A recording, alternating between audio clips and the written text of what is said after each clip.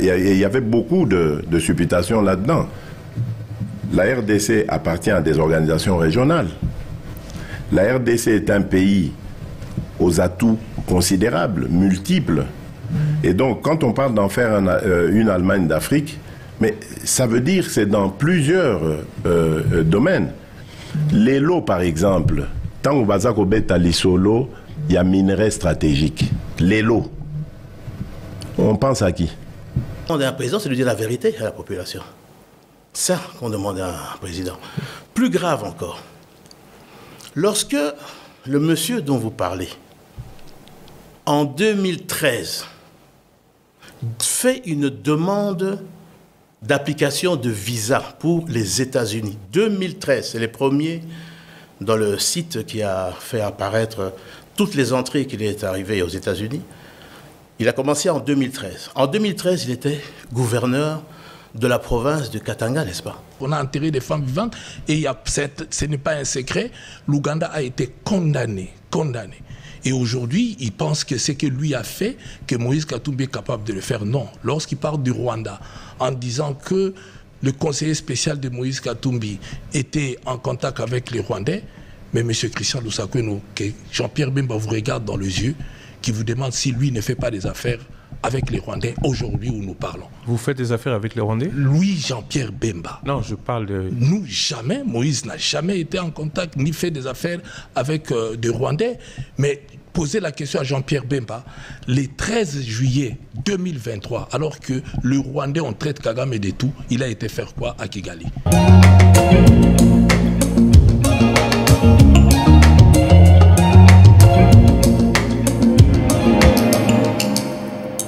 De partout où vous nous suivez, soyez le bienvenu dans notre décryptage de ce jour. C'est la fin de la campagne électorale en République démocratique du Congo. Qu'est-ce que nous pouvons retenir? Donc, en ce jour, nous sommes en train de faire un bilan de ce qui a été la campagne électorale en République démocratique du Congo.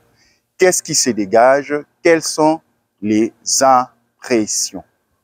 Pour pouvoir faire ces débriefings par rapport à la campagne électorale en République démocratique du Congo, nous allons nous baser sur 5 points. 5 points pour pouvoir énumérer, élucider ce qu'a été la campagne électorale en République démocratique du Congo. Qu'est-ce qui se dégage des côtés des candidats? Par rapport aux 24 candidats présidents de la République, il se dégage 4 potentiels challengers pour cette élection. Nous pouvons les citer. Nous avons le candidat Félix Tshisekedi, qui est candidat à sa propre succession. Nous avons le candidat Moïse Katumbi. Nous avons le candidat Martin Fayulu et celui qui ferme la marche. Nous avons le docteur Denis Mukwege. Mais lorsque vous voyez cette élection qui pointe à l'horizon dans quelques jours, le 20 décembre 2023, de ces 4 candidats, il y a 2 grands challengers pour les élections de ce 20 décembre 2023, à savoir le candidat Félix Tshisekedi et Moïse Katumbi. Et si vous regardez le flux d'activité par rapport au candidat président, vous allez remarquer qu'il y a eu un flux d'activité par rapport au candidat Félix Tshisekedi et Moïse Katumbi. Sur le plan démographique, ils ont pu sillonner une grande partie de la République démocratique du Congo. Ils avaient des moyens conséquents. Sur le plan de la popularité, il se dégage, selon les impressions, que Félix Tshisekedi et Moïse Katumbi ont pu engranger des points par rapport à la population. Et quel est l'élément saillant qui démontre que Félix Tshisekedi et Moïse Katumbi sont les 2 grands challengers de cette élection? Vous allez le remarquer, cela se traduit par cette duel à distance par rapport aux mots. C'est un problème pour la région. Je ne cache pas, je ne mâche pas mes mots. Pour nous, pour notre paix, qu'est-ce qu'on doit faire? Il faut lui faire la guerre. Et je l'ai dit. Je le redis ici. Je vous le dis parce que j'avais réservé. J'ai fait une interview ce matin avec une chaîne étrangère. Je n'ai pas voulu le dire. Je l'ai dit. J'ai réservé la primeur au peuple congolais, à Tchangou tout à l'heure. Et je le dis à la première chaîne congolaise ici, chez vous. Merci. À la moindre escarmouche, des rigolos que vous avez vus s'exprimer à Nairobi. La moindre escarmouche, lisez sur mes lèvres. Je vais réunir les deux chambres en congrès, comme me le recommande la Constitution, et je vais leur demander l'autorisation de déclarer la guerre au Rwanda. Je le dis et je pèse mes mots. Parce que je suis même prêt à cela. Et aujourd'hui, on n'a même pas besoin d'envoyer des troupes au sol au Rwanda. De chez nous, nous pouvons atteindre Kigali. Pourquoi seulement maintenant, pas hier? Parce que j'en ai marre. Ah oui, vous parlez dans l'administration, moi je parlais surtout. La gestion de nos provinces, je trouve qu'elle n'est pas bonne. Par exemple, moi je me mets à rêver ou à apprécier le mode de gestion qui datait du impair parti-État, sans devenir moi-même Tatabo. J'allais dire dirigeant d'un parti-État. Mais je pense que les gouverneurs de province, qui sont des grands commis de l'État, doivent être désignés par l'État, et non pas par élection. Par l'État ou par le président? Oui, par le président, par l'État. Le président représente l'État. Non originaire. Voilà, ça c'était la deuxième étape. Donc d'abord désigné par l'État, et puis ça doit être des non-originaires. Parce que j'ai constaté que depuis que nous sommes allés dans le système d'élection de gouverneurs et de ceci et de cela, nous avons divisé nos populations. Vous allez dans un pays, dans une province, vous trouverez des gens, enfin toutes ces tribus qui composent la province, et lorsqu'il s'agit d'élections, on réfléchit tribu. Et lorsque le gouverneur est de telle tribu, c'est d'office interdit à la même tribu d'avoir par exemple la présidence de l'Assemblée provinciale. Il faut que ce soit un autre. Et puis ainsi de suite. Et puis c'est les clans. Non, on divise notre pays. Or, si je me rappelle du temps du Zaïre, ce qui a fait la force du régime MPR du maréchal Mobutu, c'était l'unité. On pouvait dire ce qu'on veut du régime du maréchal, mais ce côté-là a renforcé l'unité.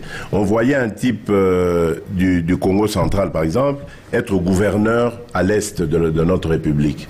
Deux mondes vraiment, deux cultures totalement différentes, mais ça a aidé à raffermir le ciment.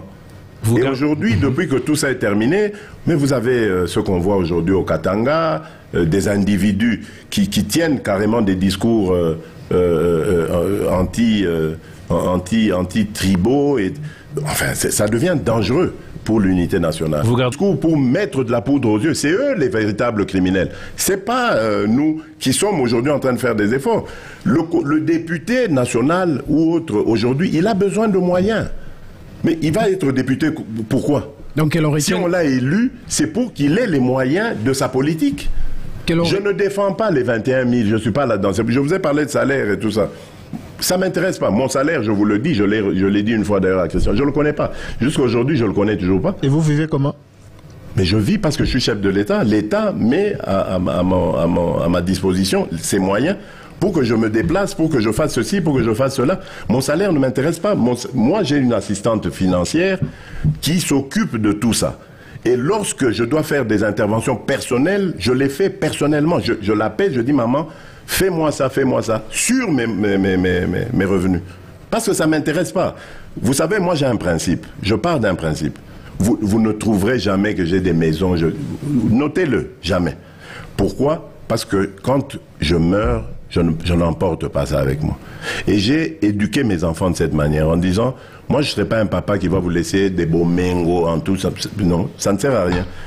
Battez-vous, profitez de ma position, faites ce que vous avez à faire, faites-le bien, honnêtement, sans chercher de haine chez les autres, en respectant les autres. Monsieur le Président. Et mes enfants, je suis fier d'eux parce que ils ont un comportement digne de Président, ceux de leur le problème ici, c'est... Merci beaucoup pour cette question. Allemagne, ça a mis en combien d'années? Oui.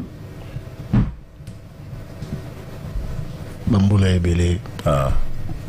Donc, pas dans le lobby, je veux faire de l'Allemagne de l'Afrique. Bolandi, Maloba, il y a opposition à Pétéon, qui ont manipulé ça à leur manière. Mais quand on dit on veut faire de l'Allemagne, l'Allemagne ne s'est pas construite en un jour. Quand on veut faire de l'Allemagne de l'Afrique, il y avait beaucoup de supputations là-dedans. La RDC appartient à des organisations régionales. La RDC est un pays aux atouts considérables, multiples. Et donc, quand on parle d'en faire une Allemagne d'Afrique, mais ça veut dire que c'est dans plusieurs domaines. Les lots, par exemple, tant au Bazako Beta Lissolo, il y a minerais stratégiques. Les lots. On pense à qui? À la RDC. Hier, on pensait à qui? On pensait au pays qui en dispose de la RDC. Non. Hier, on pensait au Rwanda. Parce que c'est le Rwanda qui allait parler au nom de nos minerais. Le Rwanda, je vous informe, il y a quelques mois, voulait même désigner le fils de Kagame comme consul en Californie. Vous voyez pourquoi en Californie? C'est là qu'il y a la Silicon Valley. Les entreprises, Oyo, elles en ont besoin de minerais stratégiques. Oyo, ça là, fusée, biloko ebele, ordinateur, siège na bango ezakuna. Rwanda zana koltan. Alingakatia mwana na ekuna. Amérique a boyi, je vous informe. A boyi likamboana. Pourquoi? Parce qu'aujourd'hui, il y a un interlocuteur en République démocratique du Congo qui peut parfaitement parler des minerais stratégiques congolais. Ça, c'est déjà la preuve que Toko comme Allemagne et Afrique. Pour Allemagne, les lois à moteur, il y a l'Union européenne. Qu'on bouger l'Union européenne, sans qu'Allemagne a payé Nous sommes en train d'évoluer. Les infrastructures, ça ne se construit pas en un jour. Pour tout ça là-bas, autoroute, tout ça là-bas, port, aéroport, etc. Il faut des années. Quand je parle d'Allemagne, d'Afrique, c'est ma vision. Je ne dis pas les lobbies. Pourquoi Congolais, Tozali distrait? C'est une vision, j'ai fait part de ma vision. Et je continue de confirmer que nous avons les atouts, il y a qu'à jouer rôle Wana et Allemagne de l'Afrique. Voilà pourquoi je parlais d'en faire l'Allemagne de l'Afrique. Et je peux aller plus loin. Environnement. Les lots, le bassin forestier au République démocratique du Congo. Premier poumon mondial devant l'Amazonie. Carbone à la base, il y a réchauffement climatique, inondation, solution est allée. Et on ne peut pas prendre part à un débat où on parle de ça. Si, on le fait aujourd'hui, on nous invite partout. Parce que la RDC a vendu ses atouts. Mais il y a quelques années, Tozagi Wapi, nulle part. Thierry Kamboudi. La République du Congo voisine ici, Moutouazui, leadership, il y a Bassin, il y a Congo. Pourquoi? Parce que le Congo, RDC était absent. Deuxième point pour débriefer cette élection, c'est la capacité financière déployée par les candidats pour la campagne électorale. Nous ne faisons pas allusion de financement pour les élections, mais nous faisons allusion aux moyens propres des candidats pour la campagne, battre la campagne. Et par rapport à cette édition, troisième édition, l'élection, la campagne 2023 est citée comme campagne de parents pauvres. Pourquoi cela? Parce que à comparer par rapport à l'édition de 2016 et 2018, par rapport à l'édition 2016, selon les estimations, à peu près plus de 200 millions de dollars ont été mobilisés pour battre campagne. Là, vous le savez, c'était à l'époque de Joseph Kabila et Jean-Pierre Bemba. Et par rapport à la seconde édition de 2018, selon les mêmes sources, il semblerait que 1,5 milliard ont été dépensés pour battre la campagne, même si c'est un candidat de l'opposition, Félix Tshisekedi l'avait remporté. Et pour cette édition, selon les mêmes données, il semblerait que très moins de frais ont été déboursés pour la campagne. Donc, pour cette campagne 2023, on estimerait à peu près à 20 millions de dollars qui ont été déboursés par rapport à la sensibilisation sur la campagne électorale. Cela s'explique, les candidats députés, que ce soit pour la plateforme de la majorité, pour la plateforme de l'opposition, beaucoup de candidats, la majorité des candidats n'ont pas reçu de financement pour battre campagne. Et comme on le voit dans les rues, dans les grandes provinces et dans les grandes villes, aucune mobilisation n'a été faite. Pourquoi? La crise financière est passée par là. Nous sommes après la période de Covid, nous sommes en difficulté financière. Les priorités sont les autres et il faut savoir garder de l'argent. Écoutez, ça ne m'appartient pas d'ailleurs d'aller au niveau de la Cour constitutionnelle, mais ce qui m'appartient, c'est d'éclairer la population. Je connais l'individu que vous parlez et je pense qu'il était important au moment actuel de pouvoir éclairer la population parce que c'est un choix qui est important, le sommet de l'État. Et je pense qu'il était important qu'on puisse également expliquer que la personne que vous parlez ici est d'abord un menteur. Parce qu'il ment partout, il ment auprès de tout le monde et il ment systématiquement. Dans les dossiers que vous parlez, parce que j'ai été également aussi attaqué là-dessus, et j'étais surpris d'apprendre, parce que je ne l'ai pas suivi, mais j'ai suivi une bande qu'on m'a envoyée, qu'il aurait dit sur une radio internationale, par rapport à une question qui était posée, s'il était oui ou non zambien, il a dit qu'il n'avait pas de passeport zambien. Or, son porte-parole a confirmé, le jour où j'ai demandé au niveau du stade de Massina, qui nous dit si c'est vrai ce que cet opposant zambien disait, ou l'accusait d'avoir le passeport et l'identité zambienne, son porte-parole l'a confirmé. Ça, c'est grave. Parce qu'au sommet de l'État, vous ne pouvez pas mentir au peuple. Et ça, c'est terrible. Et je dis que vous ne pouvez pas non plus introduire des demandes de visa, tant au niveau de l'Angleterre qu'au niveau des États-Unis, et dire que vous êtes zambien et mentir au peuple que vous n'êtes pas zambien. Je veux dire, ce qu'on demande à un président, c'est de dire la vérité à la population. Ça qu'on demande à un président. Plus grave encore, lorsque le monsieur dont vous parlez, en 2013, fait une demande d'application de visa pour les États-Unis. 2013, c'est les premiers dans le site qui a fait apparaître toutes les entrées qu'il est arrivé aux États-Unis. Il a commencé en 2013. En 2013, il était gouverneur de la province de Katanga, n'est-ce pas? Donc, vous imaginez un monsieur qui est gouverneur d'une province en République démocratique du Congo, qui a le passeport diplomatique en tant que gouverneur de la province, et qui va dans un pays étranger, notamment les États-Unis, et qu'il demande le visa en tant que Zambien, lui qui représente une grande province comme le Katanga. Vous mentez à la Grande-Bretagne, vous mentez aux États-Unis, vous mentez au Congo, et vous mentez également à l'Italie, parce qu'il avait aussi... Il a également la nationalité italienne. Ce qui est grave, c'est que lorsque vous faites ça, c'est-à-dire que vous n'avez aucune... Vous considérez que le passeport congolais n'a aucune valeur à vos yeux. Vous, gouverneur de cette grande province du Katanga. Vous avez dit que vous avez suivi...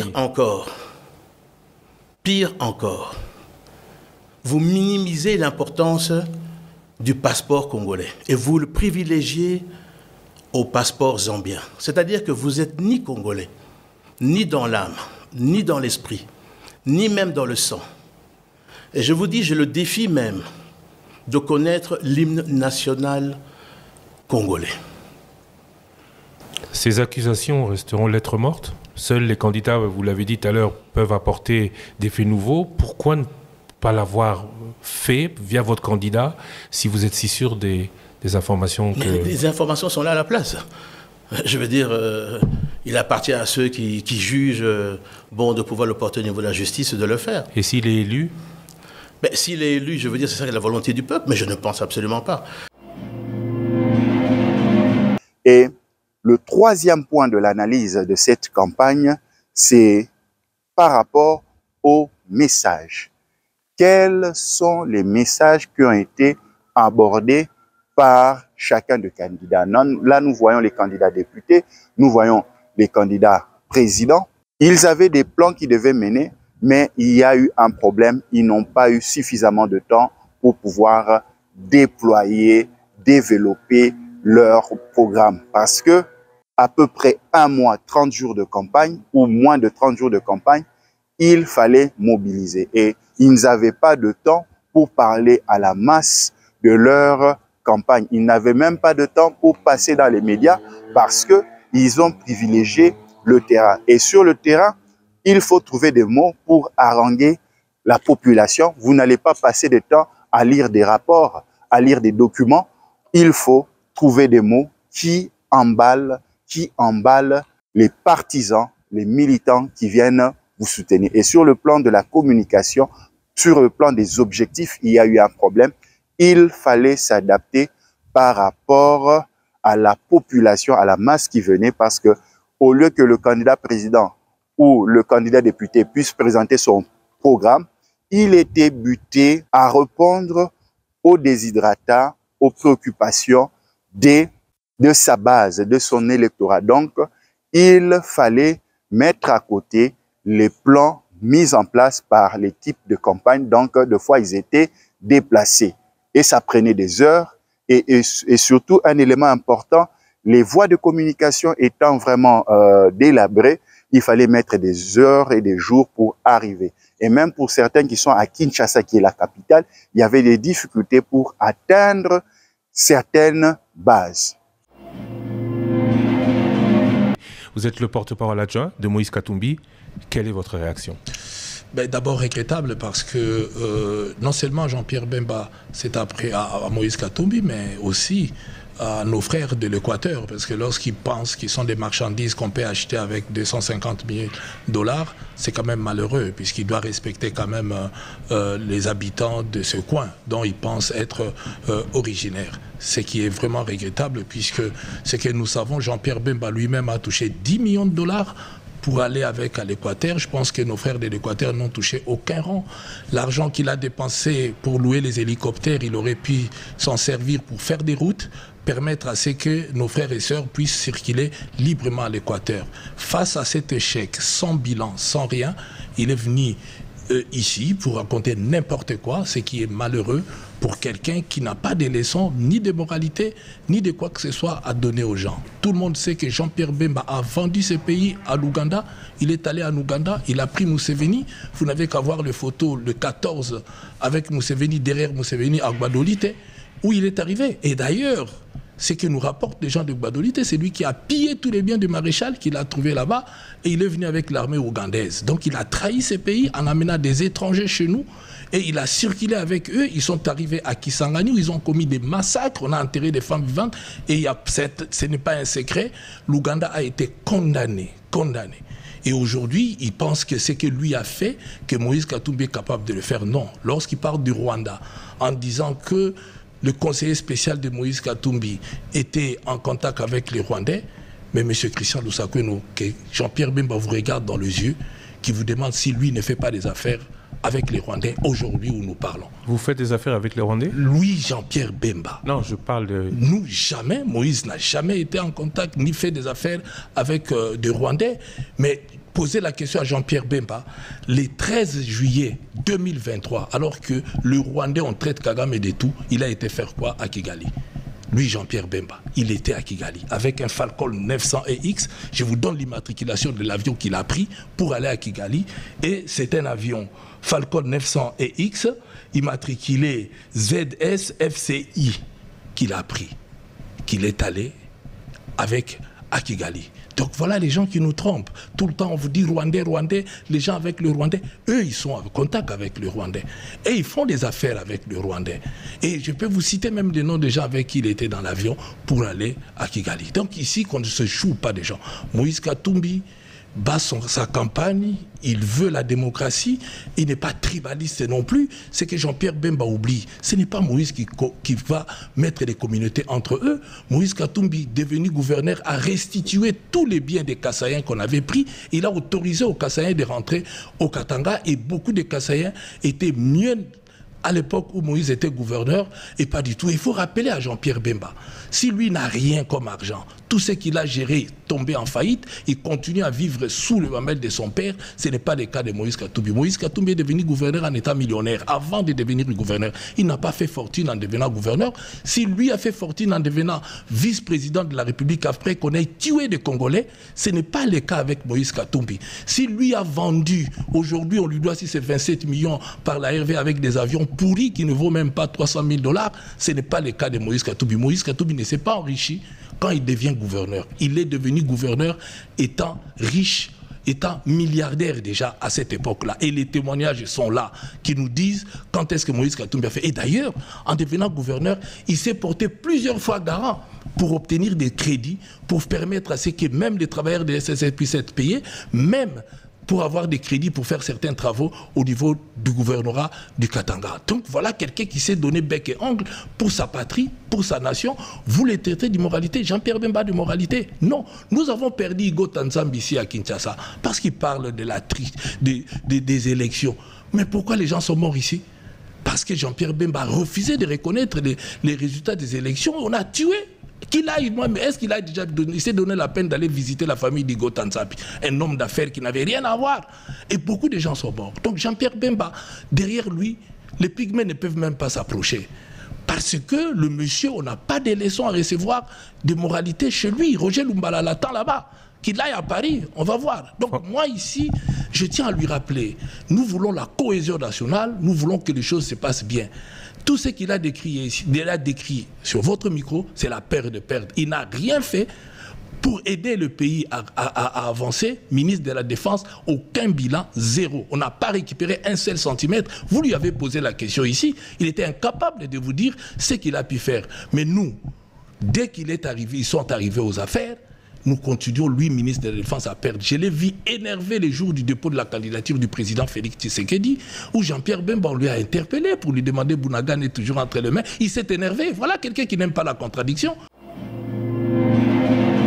Le quatrième point, nous allons parler des incidents. Oui, il y a eu des incidents, mais ces incidents n'étaient pas vraiment majeurs. Nous pouvons dénoter quelques incidents. Cela a eu lieu entre le camp de Moïse Katumbi et le camp de Félix Tshisekedi. Vous avez Mwanda, vous avez certains coins de la République, vous avez aussi le Katanga. 2 fois, vous avez Kinshasa, mais c'était resté mineur. Ce n'était pas des incidents majeurs, mais même si les incidents ne sont pas majeurs, ils sont mineurs, ce sont des incidents à regretter. Et d'autres incidents, ce sont des écarts de langage, des attaques personnelles, des alliés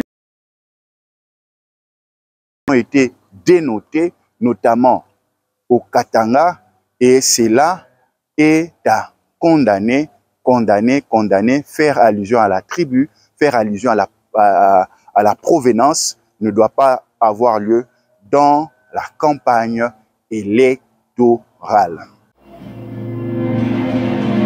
Nous allons terminer par les mentions spéciales. Il y a toujours des mentions spéciales qu'il faut annoncer. La première mention spéciale va à Denis Kadima. Oui, beaucoup de gens vont dire pourquoi Denis Kadima. Denis Kadima a su faire profil bas malgré les pressions venant du gouvernement.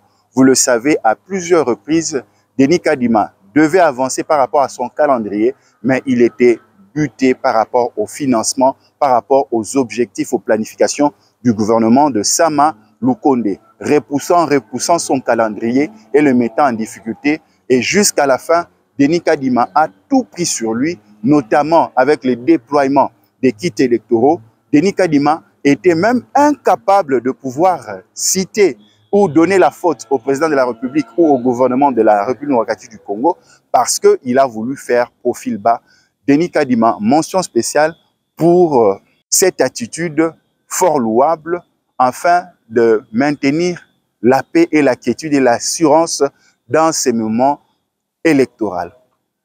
Deuxième mention spéciale, c'est au candidat président Dr Denis Mukwege. Dr Denis Mukwege sort du lot parce que, ce n'est pas un politicien de formation ou de profession. Il est resté fair play, courtois dans les langages, il était basé dans son principe de campagne, il avait sa vision. C'est la raison pour laquelle nous avons cette mention spéciale au docteur Denis Mukwege. Et pour terminer ces mentions spéciales, nous avons mention spéciale à Madame Denise Nyakoro. Oui, vous allez nous excuser et vous vous plaignez, mais pourquoi vous ne l'appelez pas First Lady? En campagne électorale, elle n'est pas la First Lady, elle est juste Madame Denise Nyakoro, l'épouse du candidat Monsieur Félix Tshisekedi. Mention spéciale parce que Madame Denise Nyakero a suivi son mari sur tout le terrain de la campagne électorale. Elle a accompagné son mari, elle a harangué la foule, elle a accompagné, l'a soutenu et elle a marché des kilomètres à pied pour soutenir son époux qui est fort louable. Elle pouvait aussi s'atteler à d'autres choses, mais elle a préféré s'impliquer dans l'équipe de campagne de son mari. Mention spéciale. Et voilà, nous terminons par ces deux briefings de la campagne électorale 2023 en République démocratique du Congo. Quant à nous, nous disons bonne chance à tous les candidats et que Dieu bénisse la République démocratique du Congo.